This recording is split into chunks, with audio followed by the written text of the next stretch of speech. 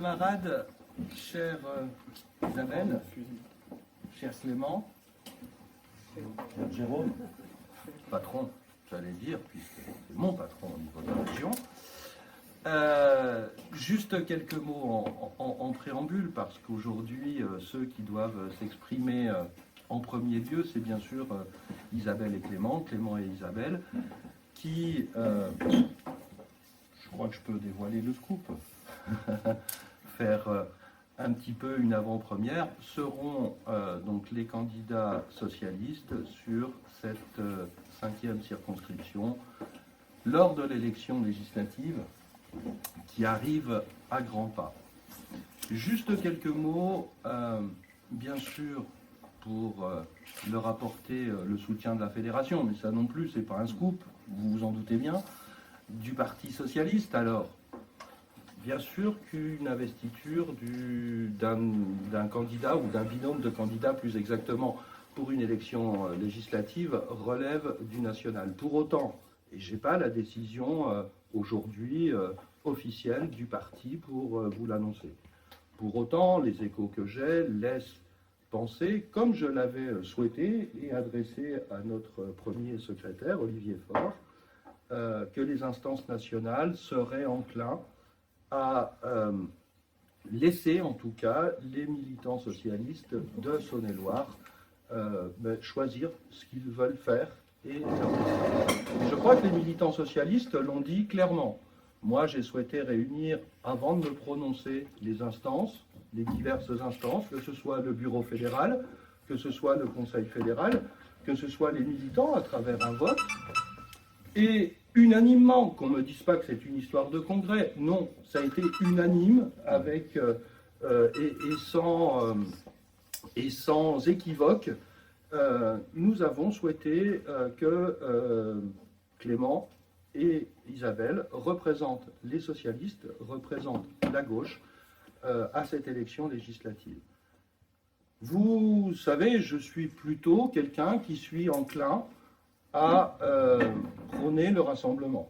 Et j'ai bien entendu les diverses organisations, les diverses militants qui nous ont dit « mais pourquoi vous n'iriez pas sur une candidature unique? Pourquoi vous ne soutenez pas l'accord de 2024, etc. etc. » Beaucoup m'ont sollicité, j'ai jamais souhaité m'exprimer sur le sujet. Je vais le faire ce matin, je le ferai une fois, et vous ne m'entendrez plus sur cette question-là. Pourquoi? Tout simplement parce que je pense que notre adversaire, notre ennemi, c'est l'extrême droite, c'est la droite. En aucun cas, ce sont des candidats, des autres candidats qui pourront avoir lieu de gauche. Pour autant, je veux le dire très clairement et l'affirmer sans embâche. Bien sûr, je suis quelqu'un qui a toujours appelé au rassemblement des forces de gauche. Toujours. Pour gagner, nous avons besoin d'un rassemblement. Pour autant, encore une fois, je crois qu'aujourd'hui, démonstration a été faite que quand ce rassemblement était porté par des candidats LFI, en tout cas sur cette circonscription, je vais m'en tenir là, je n'ai pas une aura nationale, ça ne fonctionnait pas. Et ça ne fonctionne pas par deux fois. Les gauches a été représentée par un candidat unique LFI, en l'occurrence sur cette circonscription, et par deux fois, si nous nous qualifions au deuxième tour, nous voyons que ça ne passe pas et que nous n'arrivons pas à faire le plein de voix, notamment sur le secteur de la CUCM, du Sud CUCM, comme ça s'appelle, notamment le secteur d'Isabelle. Je crois qu'il faut être clair. Si nous voulons le rassemblement, c'est pour gagner. Ce n'est pas pour avoir une candidature qui se qualifie au deuxième tour et qui n'envoie pas un député au final. Je crois qu'il faut être aussi très très clair. Aujourd'hui, les conditions du rassemblement ne sont pas réunies, notamment avec LFI. Moi, je le dis très clairement, on ne peut pas dire un jour les socialistes ne sont pas nos alliés et le lendemain appeler à un accord. On ne peut pas, et ça c'est encore plus grave, et pour moi ça m'a touché profondément, associer l'image du Parti socialiste, et en tout cas l'image, à travers l'image d'Olivier Faure, le premier secrétaire national, avec celle de Marine Le Pen, en disant « nous sommes dans le même camp et nous allons faire alliance ». Non, ce n'est pas possible. Je le dis très clairement, sans embâche, c'est un point extrêmement difficile. Et personnellement, en tant que premier fédéral, voir l'image, encore une fois, de notre premier secrétaire national associée à celle de l'extrême droite, alors que nous sommes censés combattre ensemble l'extrême droite, ce n'est pas possible. Et puis, il y a des raisons peut-être encore plus profondes. Le NFP, c'était un programme. Le NFP, c'était aussi un engagement, et il y avait une charte en préambule qui précisait que l'objet, que nous nous engagions à renoncer à toute forme de violence, et notamment à toute forme, vous me passerez l'expression, de bordélisation de la vie politique, parce que ça me semble un élément extrêmement important, et ce que nous disent aujourd'hui aussi nombre d'électeurs, nombre de concitoyens, et particulièrement sur cette circonscription, c'est qu'aujourd'hui, il faut le dire, LFI, et ça me fait mal au cœur de le dire, mais fait plus peur que le RN. Si nous voulons vaincre l'extrême droite, et bien sûr que sur cette circonscription, il ne faut pas se voiler la face, l'ennemi numéro un, l'adversaire numéro un, ce sera bien le Rassemblement national. C'est lui qui est en poste, c'est lui que nous devrons, bien sûr, que vous devrez, chère Isabelle, cher Clément, battre. Bien sûr que ça reste l'ennemi, mais nous ne pouvons pas, et je le dis encore une fois très clairement, dire nous voulons battre l'extrême droite et en même temps faire plus peur que l'extrême droite. Ce n'est pas possible, ça ne prend pas. Donc ces candidatures, la candidature de ce binôme, qui est encore une fois appelée par l'ensemble des militants socialistes, elle veut ouvrir la voie et dire aussi que nous, socialistes, nous voulons avoir des députés qui n'attendent pas un grand soir hypothétique. Je l'ai dit lors de la cérémonie des vœux où vous étiez un certain nombre présents. Oui, nous voulons avoir des députés utiles. Pas attendre une hypothétique démission d'un chef de l'État qui viendra et puis vous dire ça sera la panacée universelle. Et puis, à partir de là, vous aurez la vie belle. La vie belle ou la vie difficile, c'est maintenant que les Français la rencontrent. Maintenant. Donc, à un moment donné, c'est maintenant qu'il faut des réponses. C'est maintenant qu'il faut des réponses sur la sécurité, sur le narcotrafic, etc., etc. C'est maintenant qu'il faut des réponses par rapport au pouvoir d'achat. C'est maintenant qu'il faut des réponses par rapport à l'éducation. Et je sais que Isabelle y est particulièrement sensible. C'est maintenant qu'il faut des réponses sur la laïcité. Et je sais que Clément est particulièrement en pointe sur ce sujet-là. Voilà ce que nous voulons être. Voilà pourquoi nous voulons présenter un binôme de candidats. Pour porter cet espoir-là. Mais pas un espoir dans 10 ans, dans 20 ans, dans 30 ans, dans je ne sais quand. Un espoir aujourd'hui d'une société fraternelle, d'une société solidaire, d'une société et en tout cas d'une 5e circonscription de Saône-et-Loire où il fait bon vivre ensemble. Je sais qu'Isabelle, je sais que Clément et Isabelle seront un binôme et des candidats acharnés. Je sais que, et je ne doute pas qu'ils arrivent à leur fin et que nous disposions d'un député ou d'une députée, d'un député dans un premier temps socialiste. C'est ça que vous porterez au national, c'est ça que vous porterez à l'Assemblée nationale. Donc pour moi, c'est particulièrement et avec grande émotion et grande fierté que je vous apporte mon soutien et que la Fédération se tiendra bien sûr à vos côtés pour porter cette campagne. Merci à vous.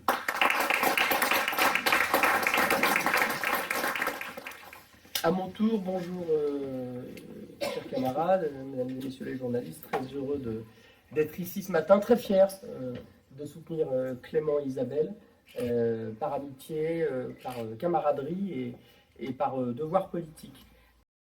C'est un nouveau cycle politique qui a commencé et donc il faut une nouvelle réponse politique, il faut une nouvelle offre politique et il faut une nouvelle candidature. Et je crois que ce sujet de renouvellement, il est extrêmement fort, il est au cœur du binôme de candidats qui sont à nos côtés ce matin. On a un devoir de responsabilité, je n'alourdirai pas le propos sur ce qui a été dit par Franck à l'instant, mais la gauche que nous représentons, elle est sociale, elle est écologiste, elle est féministe, elle est européenne, elle est responsable. Et ça fait des différences dans la gauche avec d'autres formations. Alors moi je suis assez bien placé pour parler de l'Union de la gauche. Je suis président de l'intergroupe à la région, on travaille très bien avec les communistes, avec les écologistes, on a des nuances qu'on sait faire vivre. Je sais ce que nous on apporte en tout cas, et je veux insister sur ce dernier point que j'ai cité, celui de la responsabilité. Vous savez, je sors d'un travail législatif sur le narcotrafic, sur les questions de sécurité. Nous portons, parce que nous sommes une gauche de responsabilité, des thématiques que d'autres ne portent pas, ou refusent de porter. D'ailleurs, il a manqué quelques voix, une voix à la CMP avant-hier.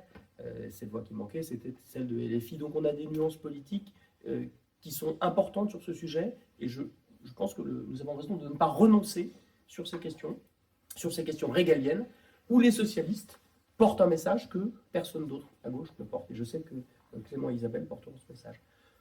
Cette responsabilité, c'était aussi celle vis-à-vis du fonctionnement des institutions, avec les questions de censure. On a eu, sur cette question-là, le sens de la responsabilité et le besoin de faire vivre nos institutions, de préserver leurs équilibres dans une période qui est particulièrement difficile.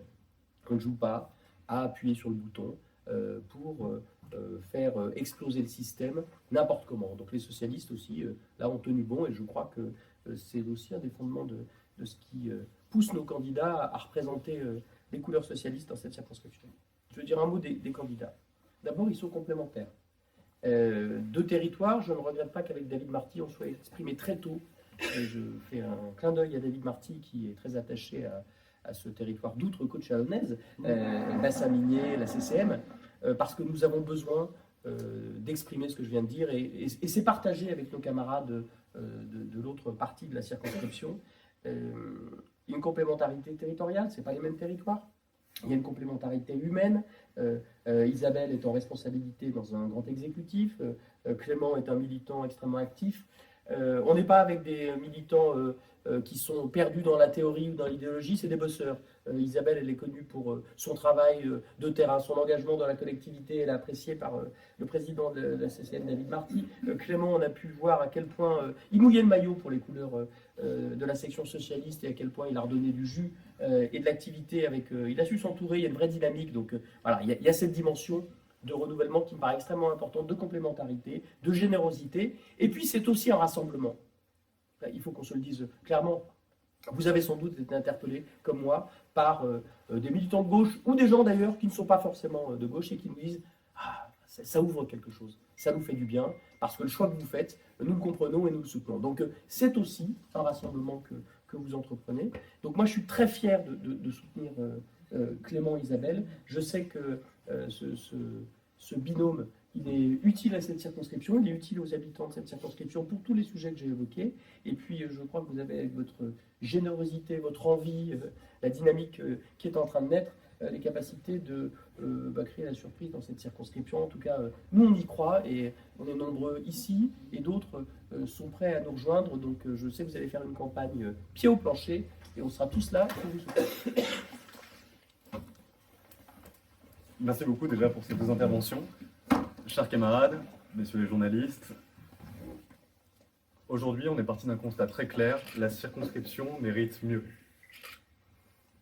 Arnaud Sanvert a été un député économe en effort pour la Saône-et-Loire, économe en présence sur le terrain, économe en idées, surtout économe en résultats. Premièrement, il n'a pas jugé utile d'ouvrir une permanence parlementaire. Visiblement pour lui, la représentation nationale se limite à Paris.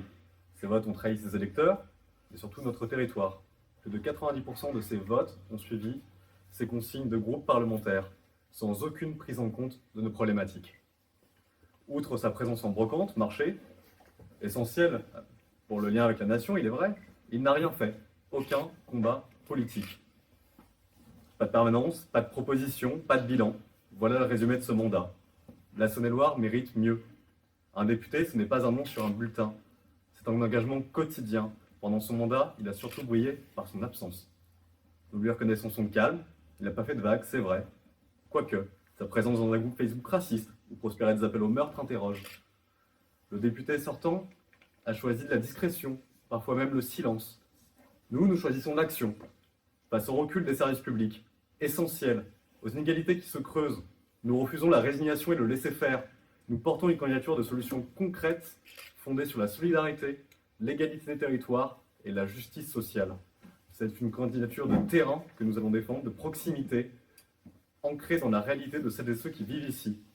Nous incarnons une gauche de rassemblement qui s'adresse à tous les citoyens, qui préfèrent le dialogue à l'invective. Nous refusons la brutalisation de la vie publique. Cette gauche qui sera en mesure, finalement, de mettre en déroute le RN au second tour.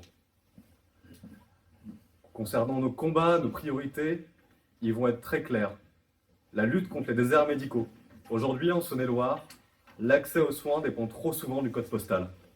C'est une injustice flagrante. Des millions de Français vivent dans des territoires où consulter un médecin devient un parcours de combattant.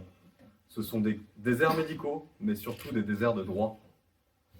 Plus particulièrement en Saône-et-Loire, où 70% des femmes du département résident dans un désert médical en matière de gynécologie.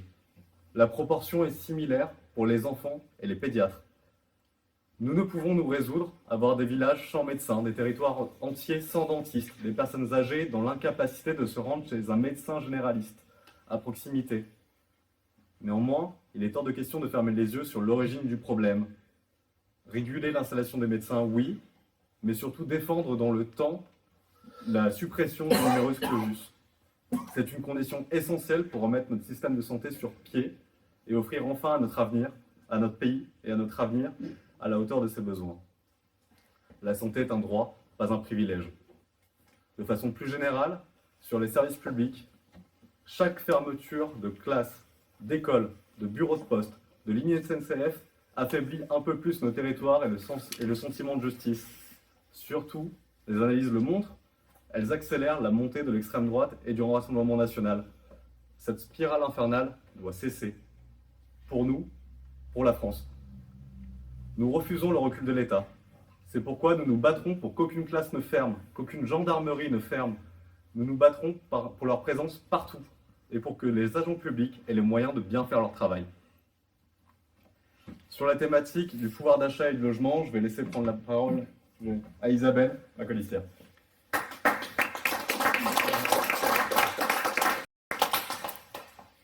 Merci Clément de me donner l'occasion de compléter tes propos. Alors, monsieur le sénateur, monsieur le secrétaire fédéral, mesdames, messieurs les militants, messieurs les journalistes, mesdames, messieurs, c'est avec honneur et fierté que je m'engage aux côtés de Clément dans cette candidature, en qualité de suppléante, et je mesure l'enjeu qui est devant nous, je mesure cet enjeu fort, qui est de reconquérir cette circonscription. Et je le ferai avec conviction, avec engagement, mais surtout aussi avec proximité des électeurs. Nous sommes une candidature de solidarité, de terrain, et nous porterons la voix. Clément, le député Clément Munier, portera la voix de nos habitants à l'Assemblée nationale. Je tenais à le dire, et avant de vous décliner les priorités que je souhaitais développer, en complément de celles que Clément vous a présentées, je souhaite vous dire quelle flamme m'anime aussi dans mon combat politique. Dans mon combat politique que je mène maintenant depuis plusieurs années, je défends la cause des femmes. Parce que je suis une femme et parce que je sais ce que cela veut dire que d'être élue, que d'être en responsabilité, y compris dans la vie économique ou dans les institutions de notre pays. C'est un challenge, ce n'est jamais facile, et parce que la loi de la parité est inscrite, cela ne veut pas dire que de le décréter, cela permet de le réaliser. Il y a encore beaucoup à gagner pour que les femmes accèdent à nos responsabilités. Il faut leur faciliter la vie, il faut leur enlever cette charge mentale que l'on connaît. C'est la parole des enfants. On le voit aujourd'hui, trop de souffrances intrafamiliales, trop de souffrances institutionnelles, étouffe encore la voix de nos enfants et ça fait partie de mes combats. de ce qui me porte aussi à me présenter tous les jours et pas seulement aujourd'hui. La cause également des plus démunis, la cause des plus fragiles et la cause des personnes en situation de handicap à laquelle j'ai consacré ma carrière pour une société inclusive, pour que nos espaces publics soient accessibles, mais pas seulement, parce que comme pour la cause des femmes, ça ne se décrète pas par une loi, ça doit être acté dans le quotidien et dans les actions politiques que nous menons. Il faut redonner la parole aux plus fragiles, aux plus faibles ou à ceux qui n'ont pas toujours voix au chapitre. Alors voilà ce que je voulais vous dire. Je voulais vous dire aussi que je suis native de Montceau-les-Mines, vous l'avez dit. J'y ai grandi, passé mon adolescence et j'y suis revenue il y a quelques dizaines d'années. J'y ai travaillé, j'y réside. Et à ce titre, et dans mes fonctions d'élu dans l'exécutif de la communauté urbaine Creusot-Monceau, je porte une attention toute particulière à la coopération intercommunale. Il faut ne laisser aucun territoire à l'abandon et il faut que nos grandes centralités n'oublient pas de porter avec eux, de drainer le dynamisme de nos petites communes. Et cela, j'y tiens. Voilà ce que je voulais vous dire en préambule. Et effectivement, comme le disait Clément, une de nos priorités, c'est l'urgence sociale. Et pour répondre à cette urgence sociale, il faut bien sûr s'attacher au pouvoir d'achat et au logement.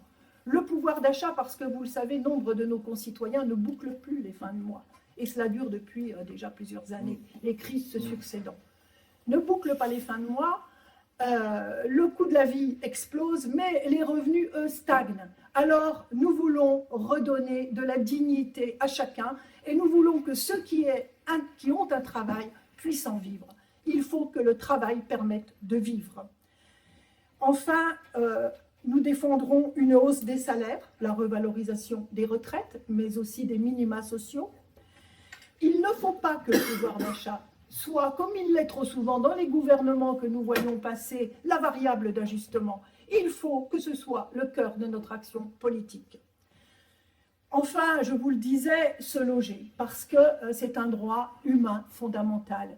Il faut avoir un revenu digne et il faut avoir un toit au-dessus de sa tête. Ce doit être une priorité nationale et nous la déclinerons ici, en Saône-et-Loire, pendant notre campagne et ce sera porté par notre député.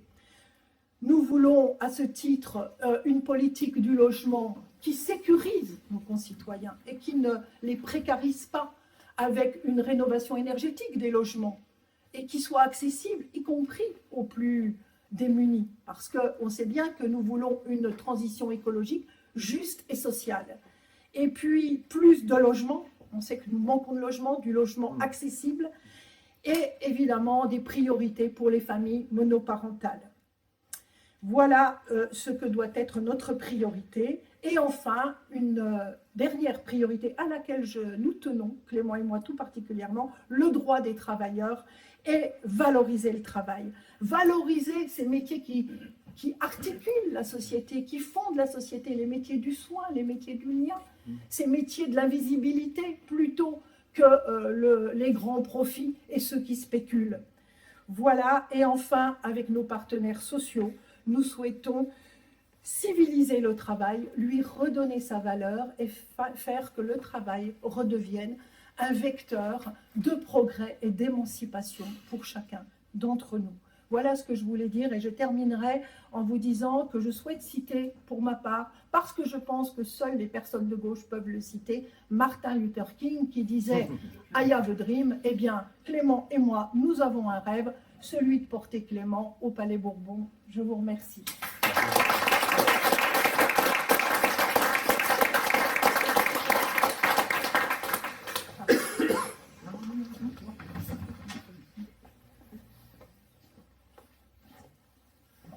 Maintenant, plus qu'une seule chose, en campagne. Bravo. Je ne sais pas si c'est terminé, il semble quand même de renouveler un accord, compte tenu de ce que je viens de dire, pardon. Et puis d'autre part, je pense qu'en vue d'une élection présidentielle, on va faire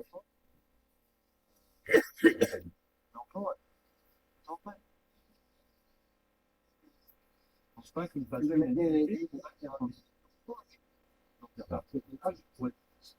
un accord.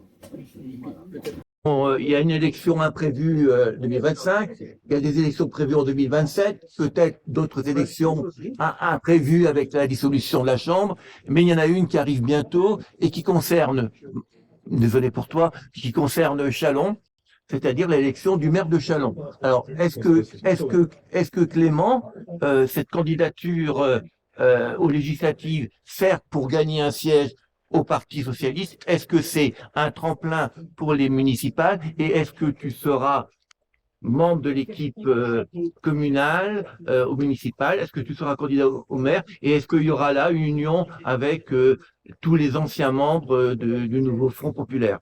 Bah, l'enjeu il est très clair, c'est que c'est une élection législative, c'est pas une élection locale. Il faut le rappeler, c'est deux échéances différentes.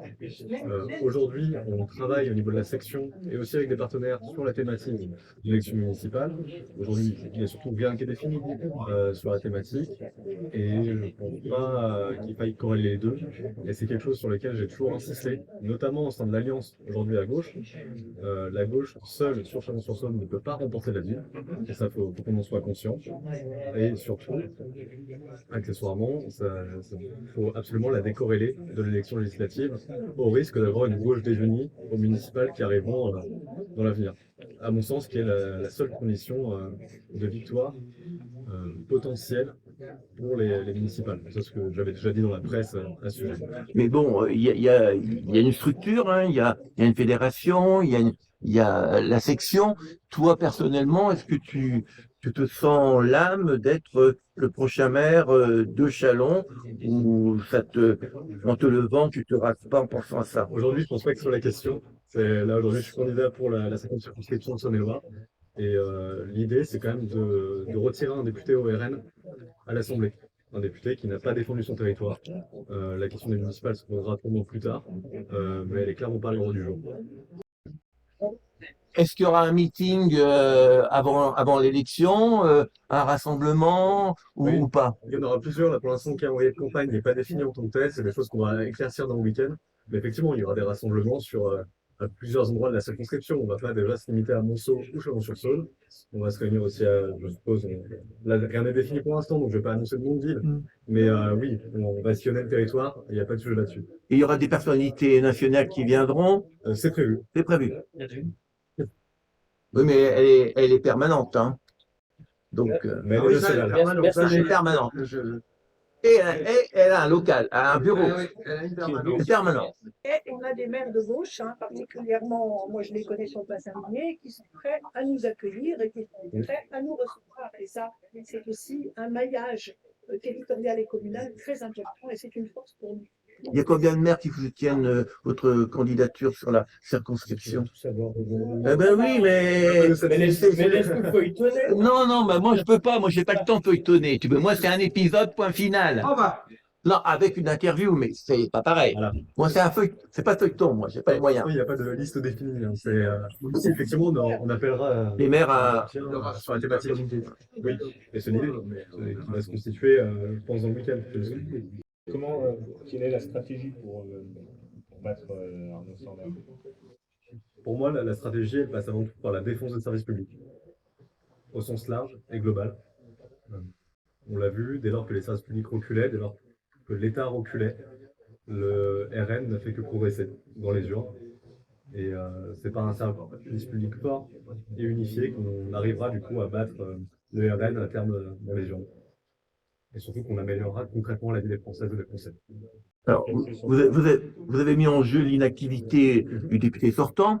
Lui, il dit, dans la présence à la Chambre, hein, parce qu'il y a un classement, hein, avec les signatures et les votes, lui, il est le 2e sur 500 députés. Donc, il est présent à la Chambre. Ah oui, après, la présence n'implique ni la compétence, ni même la pertinence de la défense du territoire. Et ça, je pense que ça a pris en compte aussi. Vous donnerez bonjour à Jean-Luc. On peut voir aussi la pertinence et la compétence que les élus du RN développent à la région. Je veux dire, quand ils parlent de sauver le service public, on vote contre systématiquement tout ce que vous pouvez proposer. Ils s'en vont lors du vote du budget. C'est ça la compétence, c'est ça la pertinence, c'est ça le soutien la vie locale de nos territoires. Voilà, moi je veux des députés, des parlementaires, des conseillers régionaux en l'occurrence, qui ont et qui portent les valeurs qui vous ont été expliquées et qui changent la vie, encore une fois, des concitoyens aujourd'hui. Quand la région elle achète 15 trams de train, ben, c'est pour changer la vie des concitoyens. Même s'il y a des difficultés, on est mieux, personne ne peut nous. Quand vous avez les fermetures de classes, sur les logements, etc. C'est pas en partant, c'est pas en votant contre qu'on changera. Donc c'est ça aussi la différence entre des élus responsables. Je reprends la parole, s'il vous plaît.